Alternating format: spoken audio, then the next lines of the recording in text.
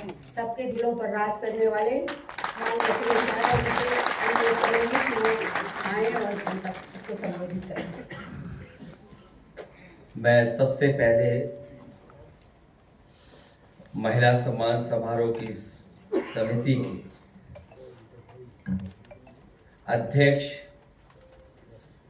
सुश्री आदरणीय वंदना मिश्रा जी को मैं बहुत बहुत धन्यवाद और आभार प्रकट करना चाहता हूँ। साथ ही साथ उनके साथ जिन लोगों ने महत्वपूर्ण समय देकर के योगदान दिया है, डॉक्टर अलका, डॉक्टर प्रतिभा राज, सुश्री कांति सिंह जी, डॉक्टर पूनम उत्तम जी, सुश्री साफिया जी, और जिनके निर्णायक मंडल की वजह से हमें ये सभी लोग जिनको सम्मान मिल रहा है, जिनके प्रयासों से, जिनके लगातार खोजबीन काम करने की वजह से, मैं उनका भी विशेष धन्यवाद दूंगा। प्रोफेसर रूपरेखा वर्मा जी, सुभाषिनी अली जी, मधु गुप्ता जी, मीरा वर्धन जी। मैं जहां सबका धन्यवाद और आभार प्रकट कर रहा हूं, वहीं जिनको सम्मान मिलने जा रहा है, मैं उनका बहुत बहुत समाजवादी पार्टी के कार्यालय में स्वागत करता हूं। हालांकि ये कार्यक्रम 8 मार्च महिला दिवस के दिन होना था, लेकिन किसी कारण हम लोग उस दिन नहीं कर पा रहे थे। कार्यक्रम बदलने के बाद भी सभी लोग यहाँ पर उपस्थित हुए हैं। मैं उन सभी लोगों का बहुत बहुत आभारी हमेशा हमेशा रहूंगा। जहां महिलाओं की बात हो, और मेरे से पूर्व में सभी लोगों ने इस बात को कहा कि अगर समाज को और देश को देखना है तो वहां की महिलाएं, वहां की स्त्रियों की स्थिति क्या है, अगर उसकी जानकारी हो जाए तो पूरे के पूरे समाज की स्थिति पता लग जा रही है। जहां भारत में विभिन्न जाति धर्म के लोग रहते हैं, और जब हम आकलन करते हैं तो हमारी महिला बहनों की स्थिति बहुत ही खराब है। और इधर ये ठीक कहा आदरणीय रूपरेखा वर्मा जी ने, हालांकि जब वो बोलती है तो और भी जानकारी हम लोगों को मिल जाती है। मैं उनका धन्यवाद देता हूं कि जिस तरीके से उन्होंने जो बातें रखी हैं,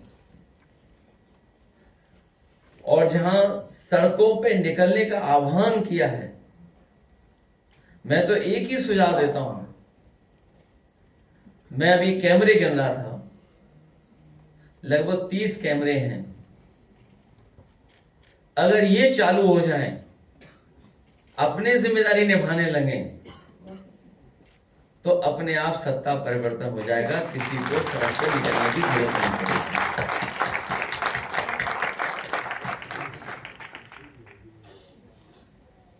वो परिस्थितियां, कारण, वो दबाव क्या है, उन चीजों में मैं नहीं जाना चाहता हूं। लेकिन जहां बोलने पर, लिखने पर या आंदोलन करने पर पाबंदी है, या झूठे मुकदमे लग जाते हैं, इतने दिनों में ये बात तो साफ हो गई है कि आने वाले समय में लोग बोलें न बोलें, लिखें न लिखें, लेकिन जब बूथ पर जाएंगे तो इस सरकार का पता नहीं लगेगा ये सरकार कहां चली गई है। क्योंकि जब हम आंकड़े देखते हैं, सबसे ज्यादा दुख, तकलीफ, परेशानी अगर किसी के ऊपर आई है तो आधी आबादी के ऊपर आई। कहने को तो हम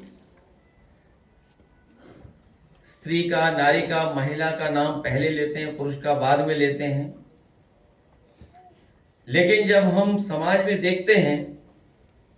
कि महत्व किसको ज्यादा मिल रहा है, तो देखने को यह मिलता है कि पुरुष को ज्यादा महत्व मिलता है। और घर परिवार में कई बार यह भी सुनने और देखने को मिलता है कि अगर कोई रो रहा है, तकलीफ कर रहा है, परेशानी में है, तो लोग कहते हैं कि लड़कियों की तरह क्यों रो रहे हो। तो जब तक हम लोग ये सोच नहीं बदलेंगे, काम करने का तरीका नहीं बदलेंगे, तब तक शायद हम लोग कामयाब नहीं होंगे। एक मकसद हम लोगों का ये भी रहा इस कार्यक्रम के माध्यम से कि हम भरोसा दिलाना चाहते हैं कि आने वाले समय में जिस तरीके से पहले हम लोगों ने काम किया, महिलाओं की सुरक्षा के लिए, महिलाओं के स्वास्थ्य को लेकर के, महिलाओं के सम्मान के लिए, महिलाओं की समृद्धि के लिए, आने वाले समय में जब कभी भी समाजवादियों को मौका मिलेगा, उन्हें हम लोग उन योजनाओं को और अच्छी तरीके से चला करके अपनी आबादी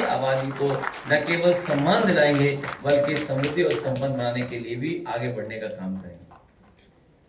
जैसा पूर्व में कहा कि एम्बुलेंस, अस्पताल और 1090 वो महत्वपूर्ण योजनाएं थी। मुझे याद है कि जब 1090 की शुरुआत हुई थी तो बहुत लोग कंफ्यूज थे कि आखिरकार 1090 कितनी मदद कर पाएगी। लेकिन मुझे खुशी है इस बात की कि जब 1090 के माध्यम से बेटियों, महिलाओं और नारियों की सुरक्षा को लेकर के उनकी मदद करने का काम शुरू हुआ और उसके जब आंकड़े और जब उसकी चीजें बाहर आई अखबार और प्रेस के माध्यम से, तो मुझे याद है उस समय सुप्रीम कोर्ट ने भी तारीफ की थी और कहा था कि ये योजना जो चली है उत्तर प्रदेश समाजवादी सरकार में चल रही है, अन्य प्रदेशों को भी सीखना चाहिए कि 1090 के माध्यम से कितनी मदद हो रही है, कितनी सुरक्षा मिल रही है। और उसके बाद क्योंकि बहुत सारी घटनाओं में पुलिस का लोग इंतजार करते थे, थाने जाएं तो शायद वो बात नहीं सुनी जाती थी, और अगर थाने में पहुंच भी गए तो कई बार पुलिस का व्यवहार बहुत खराब होता था। तो मुझे याद है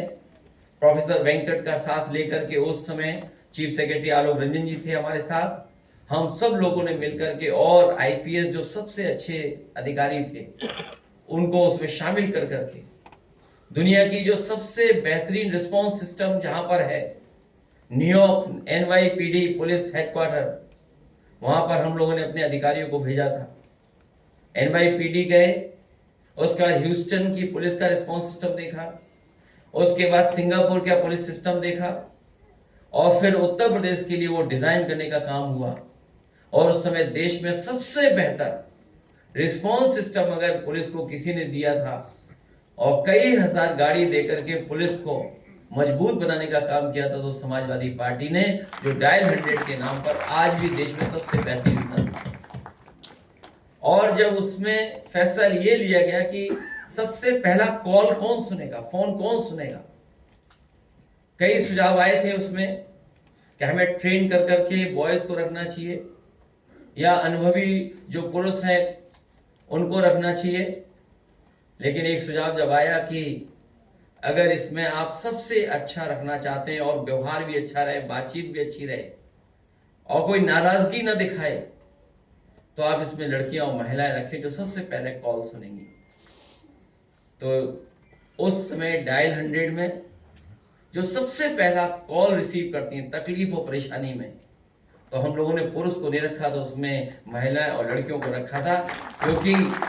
वो हैं जो दुख और तकलीफ समझ सकती हैं, वो किसी से व्यवहार खराब नहीं करेंगी। इसलिए डायल 100 योजना में हम लोगों ने उनको शामिल किया था। ऐसी बहुत सारी योजनाएं हम लोग बता सकते हैं, लेकिन मुझे याद है कि सबसे पहले देश में बेटियों को पढ़ाई के लिए नेताजी ने कन्या विद्याधन योजना शुरू की थी। देश में उस समय बेटियों को पढ़ाई और आगे बढ़ने के लिए कोई योजना नहीं थी, नेताजी ने शुरू की और हर समाजवादी सरकार में हम लोगों ने उसको और शामिल कर करके आगे बढ़ाने का काम किया। जब कभी भविष्य में हम लोग आगे आएंगे, मौका मिलेगा जो उसमें हम बेटियों की पढ़ाई के लिए और अपनी माताएं बहनों को जो गरीब हैं उनको सम्मान और समृद्ध बनाने के लिए पहले से बेहतर योजना ला करके हम उनका सम्मान करने का काम करेंगे। और तमाम योजनाओं के माध्यम से जो बहादुर बेटियां थी या जो उत्कृष्ट काम करती थी महिलाएं, या खेल में या किसी और क्षेत्र में, रानी लक्ष्मीबाई योजना चला करके हम लोग सम्मान देते थे। उस योजना को और मजबूत बना करके आने वाले समय में हम लोग वैसे ही योजना और रानी लक्ष्मीबाई जी के नाम पर योजना शुरू कर करके अपनी माताओं बहनों का सम्मान करने का काम करेंगे। मैं इन्हीं शब्दों के साथ एक बार फिर प्रोफेसर रूपरेखा वर्मा जी का और आदरणीय वंदना मिश्रा जी का विशेष धन्यवाद दूंगा कि उन्होंने कड़ी मेहनत के बाद और बहुत कुछ जानकारी हासिल करने के बाद इन्होंने अपनी समिति के माध्यम से निर्णय लेकर के इन सभी बेटियों को, महिलाओं को, नारी को सम्मान देने का काम किया है। मैं बहुत बहुत आभार प्रकट करता हूँ, धन्यवाद देता हूँ और आपको भरोसा दिलाता हूँ कि बिना आदि आबादी के तरक्की नहीं हो सकती है। इसीलिए पीडीए की सबसे बड़ी ताकत, जहाँ पिछड़े, दलित,